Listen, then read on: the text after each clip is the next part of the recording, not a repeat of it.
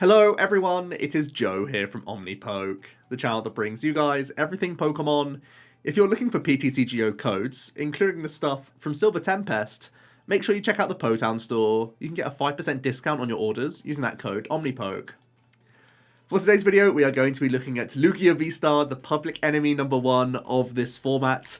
But thanks to the pitchforks that have come out for this deck, we've actually had to try and adapt Lugia quite significantly to keep up with lots of shenanigans going on, lots of paralysis, lots of energy removal tactics, all sorts going on in the format right now, all trying to target Lugia as their first priority. So how are we going to keep up in this format? Well, let's talk about the core strategy still of Lugia, which is all in on the Summoning Star VSTAR power here, where we can get two colourless Pokemon that don't have rule boxes directly from the discard pile onto our bench. Now, we're going to be getting Archeops out here, ideally two of them, because it gives us fantastic special energy acceleration, which we'll look at in a moment. It actually allows us to power up this Tempest Dive, potentially all in one turn. It does 220 base damage for 4 colourless, and it also discards a Stadium in play. That's a little bit handy, a little bit of disruption from whatever your opponent's playing in terms of Stadium cards. And 220 is already a really decent baseline for us, dealing with regular V Pokemon that are looking to evolve and whatnot. But we can ramp this up further thanks to this colourless attack cost by using powerful colourless energies as well as choice belts. So we can actually reach into 280 and even higher if need be into a VMAX Pokemon. So very strong option here, and using our powerful colourless is really important in the deck. Choosing when to use these sorts of cards resource-wise are really big decisions for the deck. We are playing 4 Archeops. The Primal Turbo is still the backbone of the deck, so maxing out copies of this is still really important. We're going to use our supporter cards, our ball search cards, even Aurora energy attachments from hand can help us get these Archeops into the discard pile. That is the early goal of the deck, so we can get 2 of them into play with our VSTAR power, ideally on turn 2.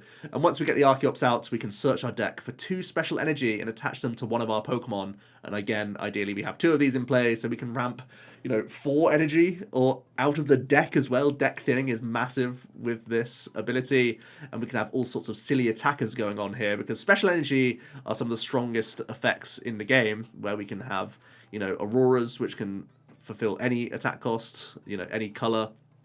We have powerful energies, we have captures and whatnot, so a ton of upside to all the energy that we have in our deck, and it can be pulled out from Archeops. This can also attack when need be. The Speed Wing does 120 for 3 colourless. Not setting the world alight, but it can be useful in one-prize matchups, so do bear it in mind when need be. And we often try and pose a one-prize deck in many situations here. Once the first Lugia V-Star's gone down, we're looking to use the Archeops to attack with, the Yveltal and the Charizard as well. So let's come on to those. We are playing 4 Aurora and 1 Hiding Darkness energy to try and fulfill this amazing destruction attack cost. Your opponent's active Pokemon is knocked out. Simple text, but very, very powerful. This is actually the only way we have at getting through a Duraludon, because the entire deck uses special energy. And we even play a Lost Vacuum to get rid of Big Parasol beforehand, and then we can use Amazing Destruction, so that's really important here. But just in other matchups, this is a great way to get a huge uptrade, right? Using a one-prize Pokemon that can knock out V-Maxes or V-Stars. Very powerful indeed, so really nice card to have here. The Hiding Darkness is in the deck because we have 2 Dark Pokemon in the list that can take advantage of it to give these both free retreat to make them slightly better leads in the list. Let's look at Charizard first, though. The Excited Heart allows us to have a much cheaper attack cost on this Charizard usually as we work towards that sort of mid to late game, but it can be used in the opening stages if you happen to start with the guy, because that 250 is just a strong number in the opening stages. And yeah, belting up and just using Auroras to this guy in the later stages is a great way to knock out V-Stars once again. So a lot of uptrade potential with our one-prize attacking threats. We are playing a Drapion in here. Now, you would think that I'm playing this just for Mew, and you'd kind of be right in that, because the Wild Heart means that we don't need to have any energy attached to the Drapion, and we can just cleanly knock out a Mew VMAX for weakness, which is obviously a reason why it's in here. But I would actually argue that things like a Galarian Moltres would do a better job at countering Mew specifically, but this card actually comes in to help out against Mewtwo V Union, of all things, because you can hit that for weakness with a Dynamic Tail now as well. So this is kind of in that middle ground of being good for Mew, but also for Mewtwo V Union, where I feel like it's weaker than like a Moltres if you're just trying to beat Mew and if you're just trying to beat Lost Box and whatnot. Like, this is a terrible card to start in all sorts of situations, so It's a really weird one. I like it because it can knock out Mewtwo v Union, and it's just won a regional, so that's why Drapion's in the list. Whereas previously, I would kind of looked at you funny if you were playing Drapion, because you don't necessarily need the card to make your Mew matchup strong. Like, we already have one-hit KO options from Yveltal, from Lugia. If you just invest all your powerfuls and belt, you have one-hit KO potential all over the place. But yeah, this solidifies the Mew matchup, which is popular, admittedly, and can help out against Mewtwo v Union. It's just a little bit less good against Mew than like other Dark One prize options that we could power up and like use our Auroras with and whatnot. Just something to bear in mind. We are playing a Stoutland. The double dip Vangs is really good into one prize matchups, helpful against Lost Box, of course, can be helpful against even just like evolving basics like Zaruas, Sobbles, these sorts of things. You can double dip, take an additional prize on them, which is really crazy. The 40 damage doesn't look too impressive, but we have powerful colours to again ramp this damage. So we can go up to 120, which is enough to deal with Cramorants, can be enough to deal with Regieleki as well. So actually a very strong card to have in the deck to try and skew that prize race in our favour. Playing an Oranguru, really important card to try and protect some certain like one-ofs and two-ofs, like belts, vacuums, these sorts of things, stadium. Even protecting energy, of course, throughout the entire game is really helpful. Even just throwing energy back into the deck so you can Primal Turbo it out is really huge, so really nice card to have in the list. Then we have some consistency stuff. We have the Lumineon, which can tutor supporters for us, really big deal. And it can come in and attack again because we are playing the Aurora energies, so we can use it and then get it back into the deck and throw one prizer into the active again, trying to make life more awkward for decks in terms of a prize race.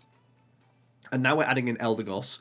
So Eldegoss plus Bird Keeper is the mini package that I'm trying to play here to improve my time against paralysis decks, even Yellhorn in like Mewtwo and Durant decks, and also help out against just getting Gust trapped by these controlling decks as well. So just having the one Bird Keeper and the Eldegoss is a little bit light, but the upside is that Eldegoss is just like a really good card in general. It can help you just get bosses or Serenas or extra Marnies as well, even against the control matchups, just constantly Marnieing away their Snorlax cards, really important. So the Happy Match is just a very good card in general. So it is much more of a soft answer to all of these counter cards, I guess you could say, than just having an Espeon VMAX. But at the same merits, like the players who are trying to do this paralysis stuff, they can just start adding in Path, and then Espeon does nothing anyway. So I think I like this just because they're stronger cards in the deck that can, you know, they at least draw you cards in other instances. They at least save you paying retreats out of your stuff. So it's just like, I didn't mind a Bird Keeper in the list before all of these techs came in, and now I really like it as an option. Honestly, if you care more about the paralysis matchups, you could add to the Bird Keeper count if you really wanted to. But don't ask where the space comes from, because I'm already very cheeky on counts. We still have the usual 4 gusting supporters in total. The Serena has the upside of adding discard synergy to the Archeops and just adds to our overall draw supporter count, whereas the boss is definitely an enabler for the Stoutland to make the double dip work as much as possible. But it's just in general more versatile as a gusting option.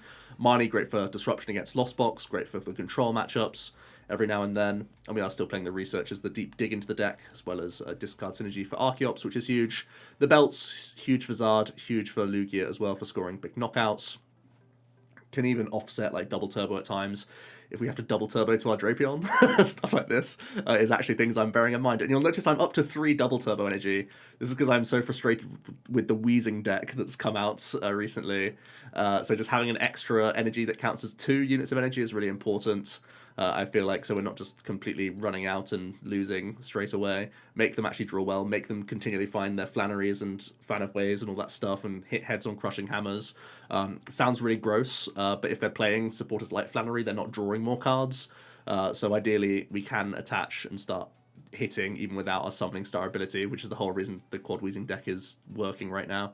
Plus, double turbos are just very good against the control deck as well. I'm not playing the Espeon, so our energies can still get removed, but having like 1 powerful plus 1 turbo on Archeops all the time means we're only losing 2 energy when they're using Cry of Destruction rather than 3. So it really helps us sustain in that matchup and still have enough fuel to definitely attack with Drapion if need be. So yeah, good thing to bear in mind there. And also, you'll notice I'm at 16 energy total. I am at a 3-2 Lugia line, which really does upset me, but we kind of have to because of the amount of things we need to answer in the game right now. But I am still playing the 4 captures. You can choose to play Guard Energy or Gift Energy or Heat Fire Energy in place of one of these captures, but I still want the really high count. And I feel like in most matchups, especially with like Drapion for the Mew matchup now, you don't put many Lugias into play. Like when you go second, you put 2 down, and you only try and V-Star once, and oftentimes you try and collapse away the other V if it wasn't knocked out and whatnot. And you have so many one-prize attackers that you don't actually use many Lugias. It's only a few situations when you do. But it still makes me feel bad, and I still want to play that 4-2 Lugia line, don't get me wrong. But I'm trying to make up for it by having 4 captures, 4 quick, 4 ultra, to still have good outs to this card. Trust me, it's painful as a cut, but there we go. And yeah, like I said, hiding is in just marginally over. I know it's, you don't need to pay for the attack cost of Drapion, but turning these 2 into decent leads in the deck is a small upside for me as well. Where you don't lose the energy by attaching it to them. It can just be hidden and stashed onto these guys, but it could easily be a Heat Fire as well, if you really wanted to. By the way, the only other thing I wanted to talk about today was an answer to Wheezing, because I'm so annoyed by the quad Wheezing deck. I think it's just useless and probably not all that strong, but it's on the ladder lots right now. So if you really want to make use of your Aurora energies, you can just clean hit through them, and yeah, they'll cry. So if you want to do that, you sure can. But let's get onto the ladder and see how Lugia does. I do think, like I said, we're nowhere near as simplistic as towards LAIC winning list. We will suffer a little bit more with consistency trying to be this catch-all deck that has answers to everything. But in terms of the matchup roulette, you're just much more safe now, I feel like, with the list that I've constructed. And if you'd like to play the Espeon, you can do so over the Eldegoss. I'm not going to hate you for it. It's more safe at protecting your energy and other things like that, so I can't really say much. Right. Our hand is looking like a Lumineon play here is going to be the best thing for us. Proactive Lumineon, just in case we're going to get random pathed. We have Pumpkin. We have a V-Star prized, but 1 in hand, which is fine. So I'm probably going Evo Incense attach Aurora to Archeops, honestly. Let's see how many other Auroras are here. So yeah, we have all of our others, so I have license to do this because I can commit these to our 2 1 prizes. Stoutland's here. Alright. Seems nice. Let's do this. Getting the 2 Archeops in the discard pile like a Marnie is a real nice peace of mind thing. Like I said, in case we get pathed, I will grab a supporter here, and I think I'm just going to grab a research, honestly. We have the Eldegoss, so I have more license to get rid of this boss. I can decide what to do with the Drapion later. I know we're not up against Mew, of course, but I mean, maybe a control deck plays Manaphy. Probably doesn't, honestly, so the Drapion's probably just fodder here. But a really good opener. We started a Lugia. We got double Archeops in the bin. It's all you can really hope for. Looks like we're going to be up against a Lost Box, I would imagine. Seeing Grass Energy and seeing Greninja. Probably like a Raikou Lost Box. So trying to find Manaphy is going to be important here. Of our own. Looking at Stoutland and how many powerfuls we have access to is going to be important. Trying to weave in our Marnies, also very good. Yeah, it's as expected. It's a Lost Box.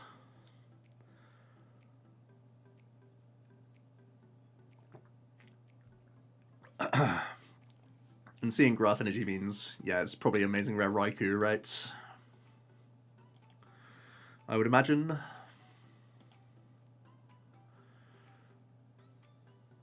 Wow. I probably wouldn't be playing that, but... Alright, well, we're going to go into Lumineon here, which is no bad thing, actually, because if they actually go for a cram hit, I can just Aqua Return for free. So the Lumineon early is actually very helpful for us in this instance.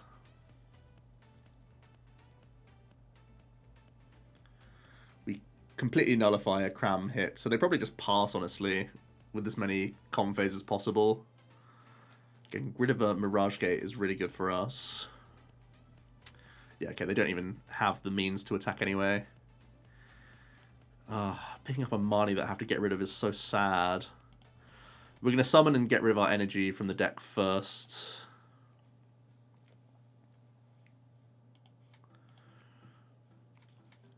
Let's do this.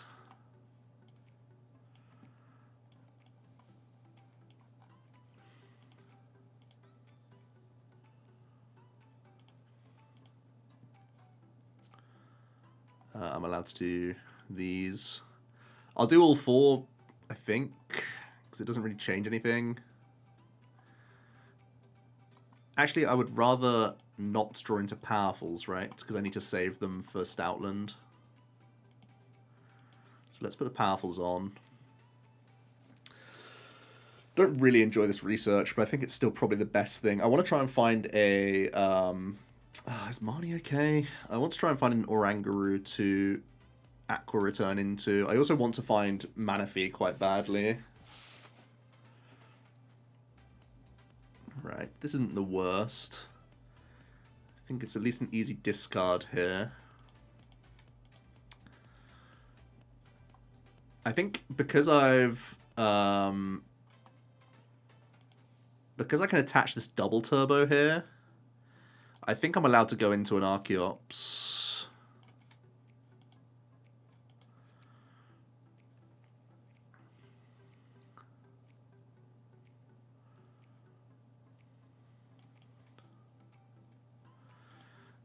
It's not without its risks, but I think it's allowed.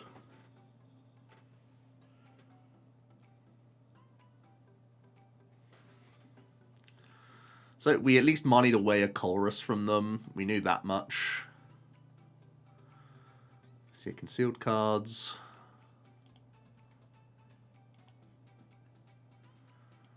See a net. Okay.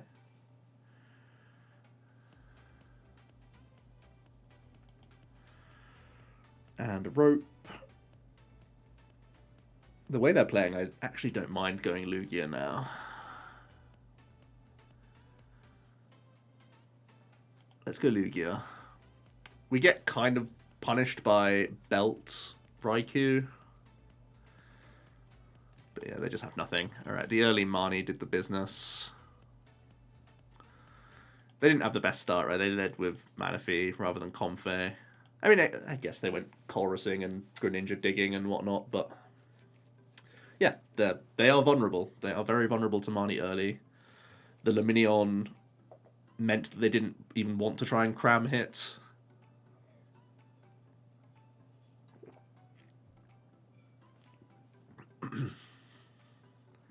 It's a bit of call my bluff against Lost Box sometimes, because they can do so much random stuff against you.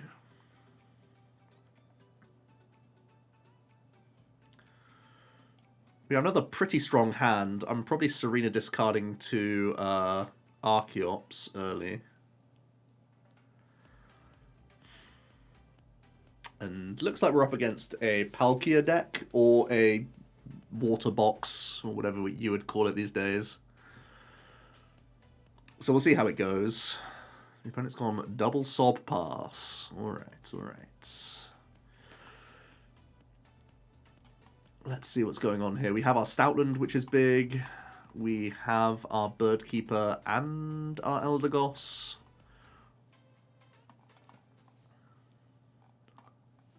Alright. Honestly, I think just double turbo and read the wind is the best play I can make here. I don't want to commit this incense just yet.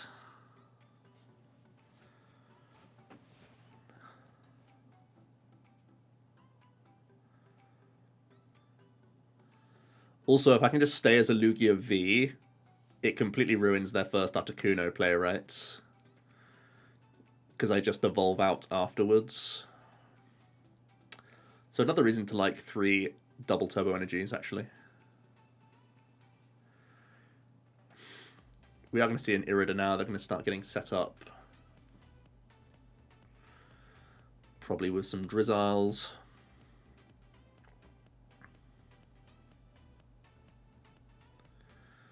Okay, so it is the water box deck. I wonder why it plays that Snom. It's 40 hit points, so it's got to be the worst among the Snoms, right? There's a Call for Family Snom.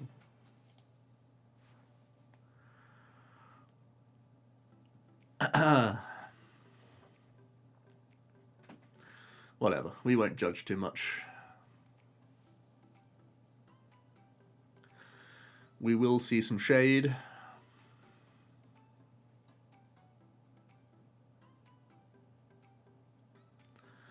Throw in some shade. Gonna see a candy. Oh, they can't attack us.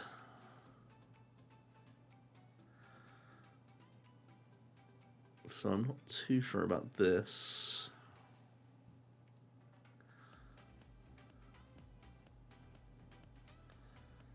I guess it does force me to gust if I want to aerodive, which is a bit grim.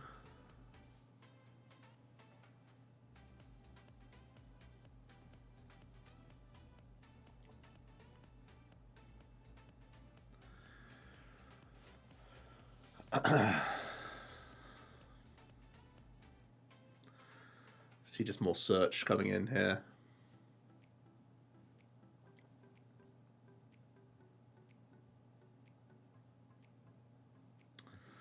Double Snom.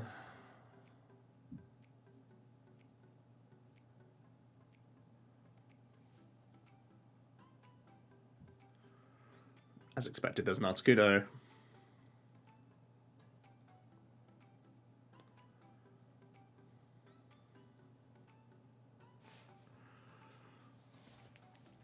And they're chilling. Okay. So I guess I'm getting rid of...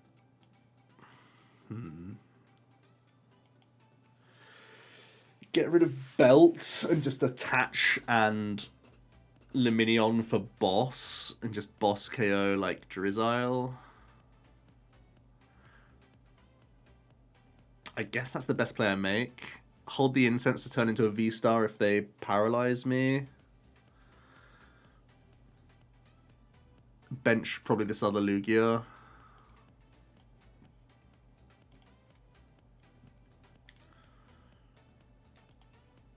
It's weird, but it's probably the play.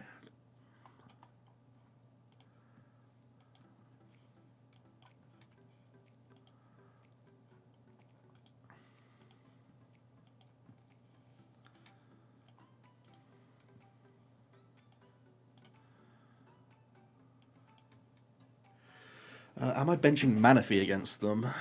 It's a board space, which is my main concern. I don't think I will, but it seems like their best play next turn. But I'm not too worried. I kind of want to knock out the Greninja anyway.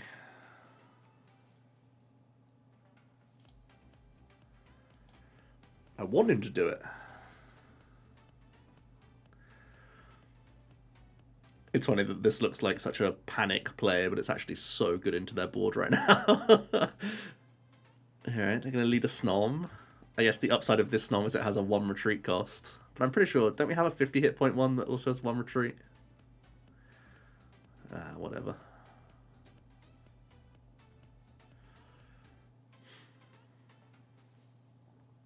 Alright, Snom active, Sobble comes down. And Amani. I don't hate Amani, honestly. Hand wasn't great. It's going to be Serena digging.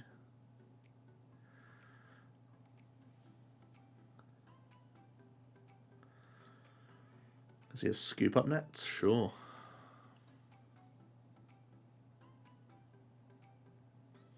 A free turn. We'll take it. The Collapse Stadium is actually really gross for him, right? He just has to give up on a Sobble. I guess he could get rid of give up on Articuno as well.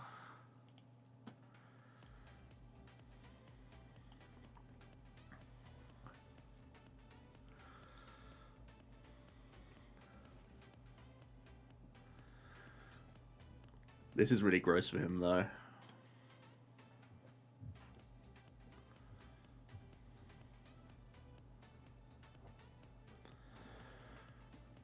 You can see them taking their time, because no option is nice.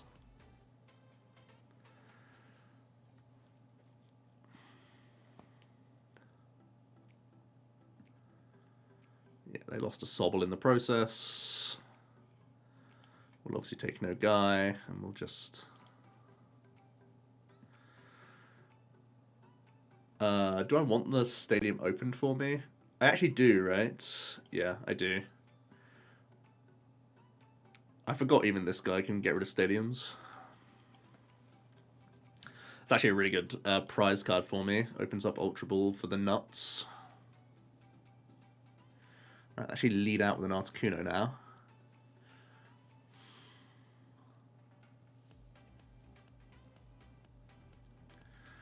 There's a Vulpix. Again, we have the regular V can hit Vulpix. They're going to Nessa back some treats. They can get Drizzile. Yep.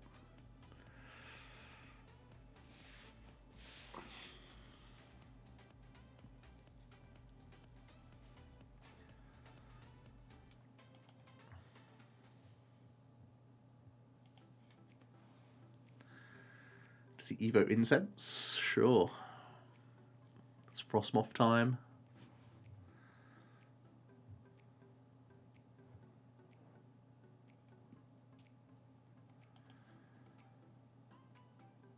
They turn attached active, but Frostmoth only goes to the bench, so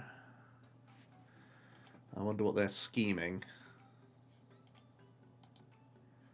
Maybe a Shuriken play? Yeah.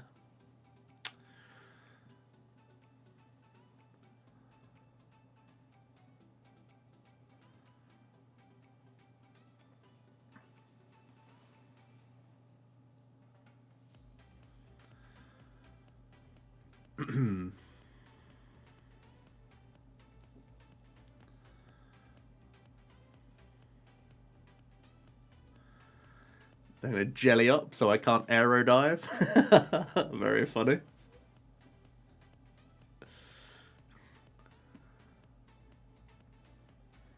Sure, I don't need Charizard this game.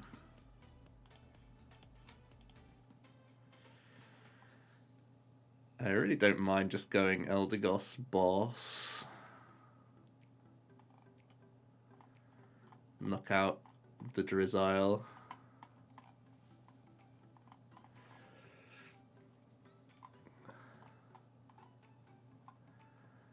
It's pretty bad for them if I do, right?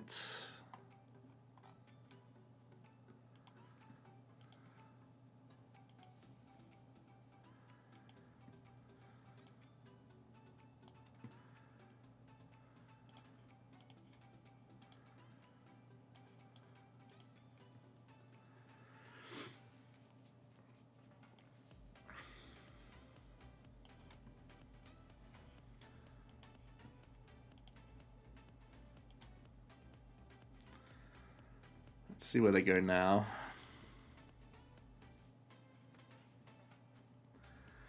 Very strange game. Very strange game.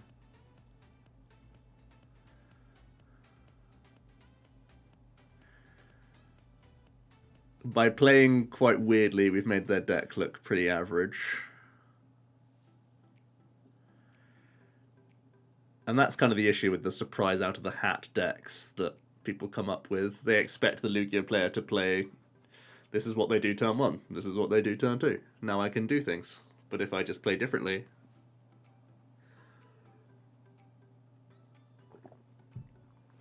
using my noggin, I'll be okay.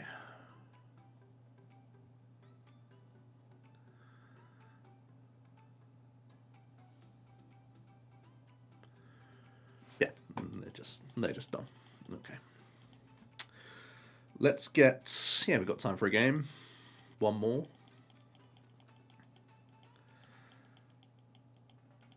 So even though we weren't bird keeping there, we had the option the third double turbo was actually the best tech there.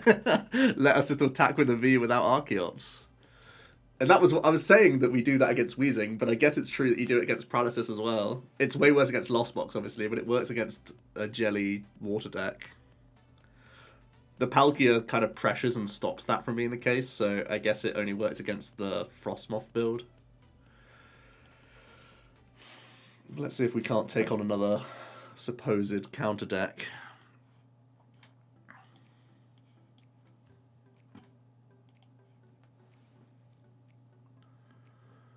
And see how it goes. Looks like it's Mew. Mew playing Parasol. And Pokestops.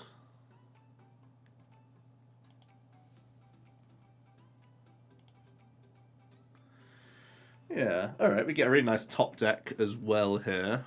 That's pretty huge.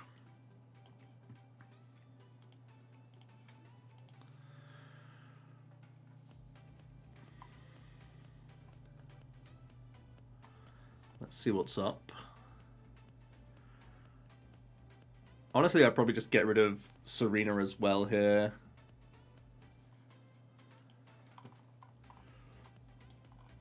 With my next Ultra Ball and just get another Lugia.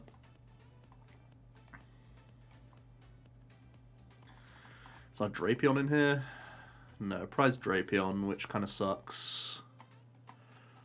So we actually really need our Gusting, so I guess I don't I just keep Serena in hand.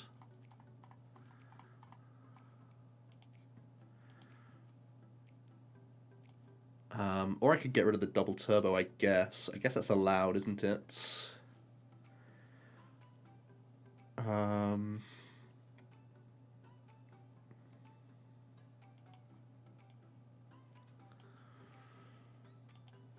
Yeah, I want the option for both. Especially in case I get pathed. Really important to keep the option for both here.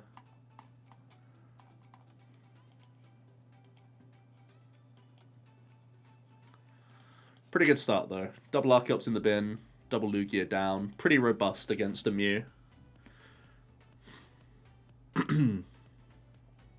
What a way to start any game. Oh.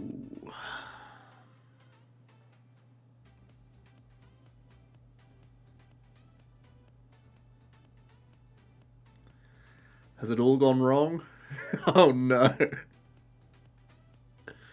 Got nothing left? Surely not. Yeah, they're figuring out an Ultra Ball. Okay. Ooh, painful though.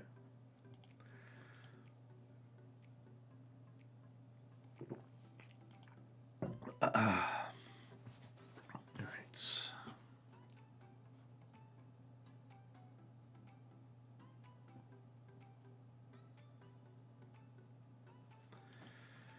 Alright, looks like they've got out of the rut. They can actually do some tricks now. Still plenty more draw to come, possibly.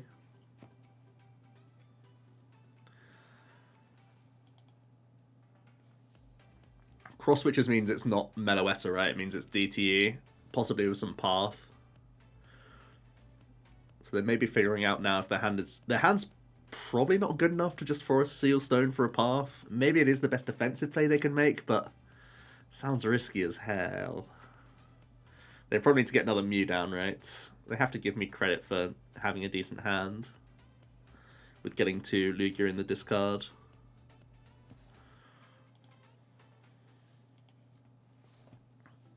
Yeah, it looks like they are Forest Steel Stoning here. Probably just VIP pass. Unless they're getting really fruity. Quick Ball is similar. You can discard a card in the process. Yep, second Mew makes a lot of sense.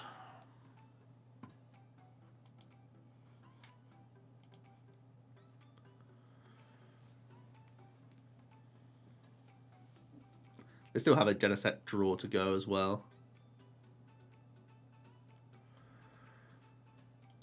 At least a couple cards. Alright, they're going to commit a belt. Okay, split their threats, understandable.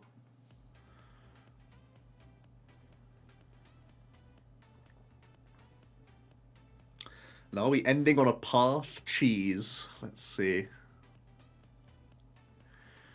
If so, we're going Marnie Prey. Oh, it is a path. Okay, okay.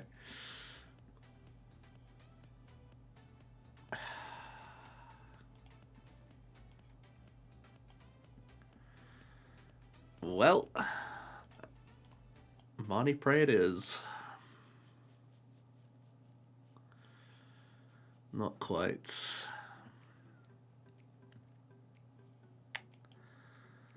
At least I can evolve up, so there's no easy prizes here for the opponents. You just gotta pass. The hand's very solid for next turn, at least. And they need to bounce path to do anything, really. More than likely. Oricorio. That's fine. Silene. Looks like the path has done shenanigans. What do they even take from Silene? What do they want? Vacuum to the top? Yep.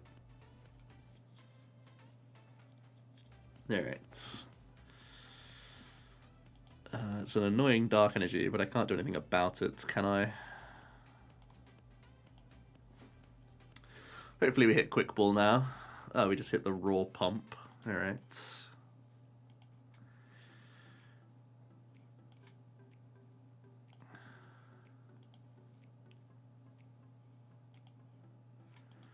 Let's summon.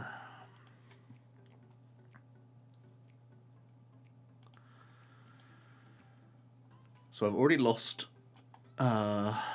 hiding. We're always just going one capture active, right?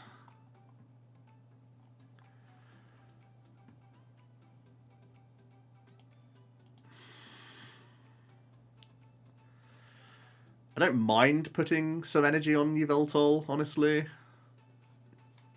Because if he's going for Yveltal, aren't I just golden? Aren't I just winning TM? Let's throw away an Archeops as well. Because they are a Marnie and Roxanne deck. Let's grab Zard, I think. No, I probably need to take Eldegoss to hand. And then let's just boot this guy. And hope to take Drapion. No, it's just too easy.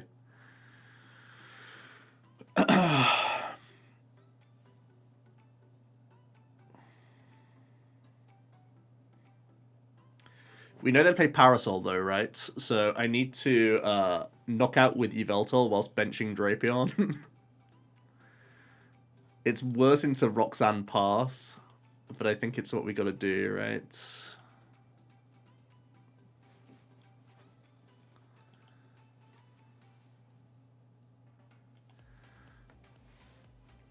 Plus, they need some damage mods here still.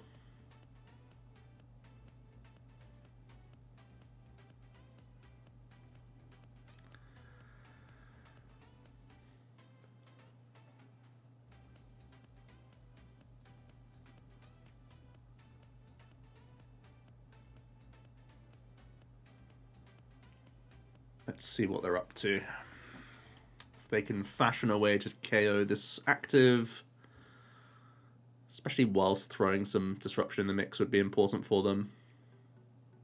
Alright, gonna see cross switches.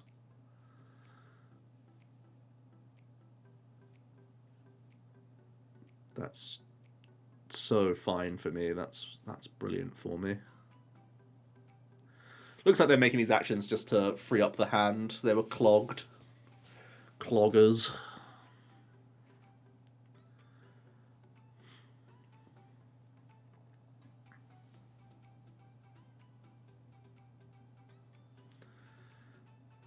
Alright. out of Genesects. Prized one, feels bad.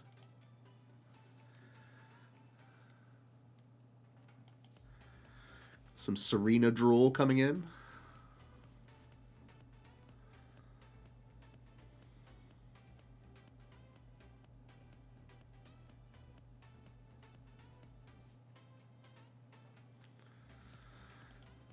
I can hear that I'm in danger right now.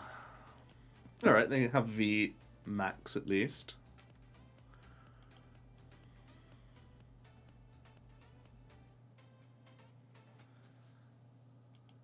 And the Parasol. Nice.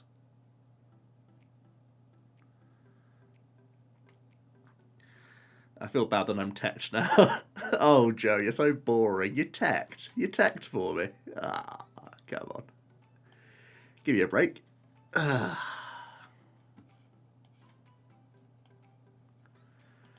just have so much more license to use this card as well now that he's taken a one prize knockout.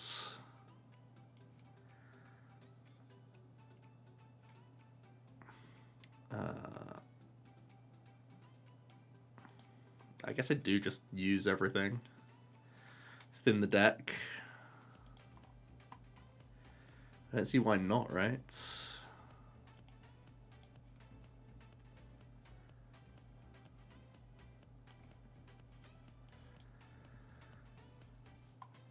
I want to draw this. I currently don't have... I think I just want to keep all of this, honestly. I'm going to get Pathed, so I don't want the Ball Search cards, actually.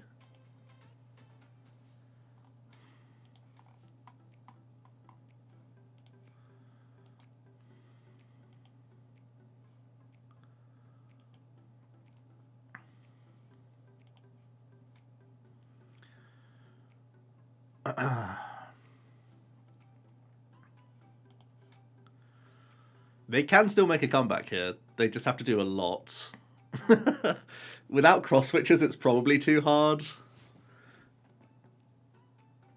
If they had cross switches and they could go cross switcher Yveltal plus Rock's Path, maybe.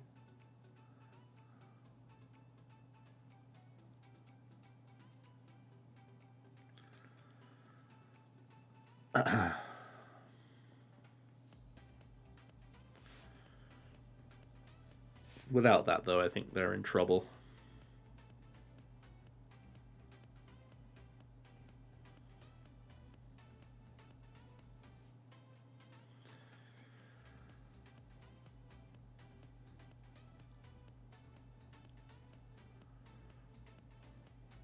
Bit more thinning.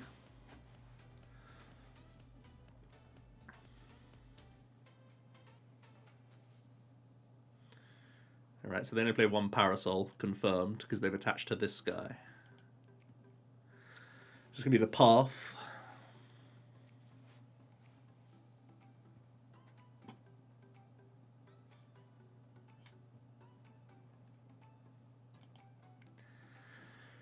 They can go Path and Droplets, and hope Droplets can help them.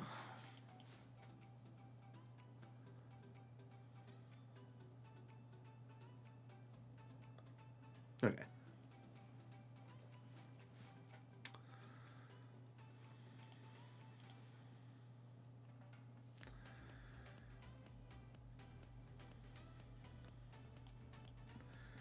So the tech can work.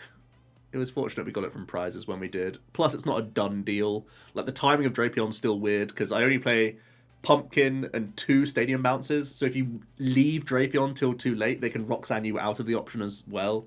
So like I said, I would prefer to use other things for exactly Mew, but because it doubles up as being the Mewtwo card, that's why it's in the deck. So yeah, clean sweep with Lugia today. We came up against Mew, where we saw some value with this card. It's also here for Mewtwo V Union. We came up against a Lost Box, where it was really just a Mani that did stuff. And the other game I'm blanking on, but it was... Oh, it was the jelly deck, right? The water box jelly, where The extra double turbo helped out a lot, and we actually used the Eldegoss, but for bossing, for bricking them. But just knowing that we could evolve out of one, we had a Bird Keeper out of another, we had Stoutland with all the powerfuls ready to rumble whenever they actually tried to use Articuno. Like, we were prepared for everything. So let me know your thoughts on Lugia. Is it too greedy for you to play these days because of the small counts, the low counts that make you fear actually getting set up in the game? Or is this going to be one of the better directions for the deck? Let me know your thoughts on Eldegoss versus Espeon as well down below. Thanks so much for watching, and I'll see you in another video tomorrow. Cheers.